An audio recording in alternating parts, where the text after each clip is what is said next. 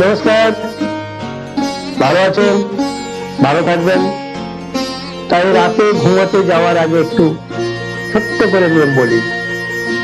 ঘুম ভালো হবে, মন ভালো হবে, শান্তি পাবেন, আনন্দে ঘুমাবেন। রাতে শোয়ার আগে দেখে নেবেন ঘড়িতে যেন 9টা 9:30 এই টাইমটা হয়। আর বেশি দেরি করবেন না, খুব বেশি হলে 10টা, তারপর না। তাই এই শুতে যাওয়ার আগে আপনি একটু হাঁটু অব্দি এবং কোমর অব্দি হাতটা ভালো করে ধুয়ে নেবেন। কয়েকবার মুখে জলে ঝাপটা নেবেন। পারলে মুখের ভিতরে জল একটু রেখে কুলকুচি করে এবং মুখে কুলকুচি করবেন এবং জলে ঝাপটা নেবেন। যাদের চোখে সমস্যা আছে, দৃষ্টিশক্তি কম আছে, এই দৃষ্টিশক্তি ফিরে আসবে, ভালো লাগবে।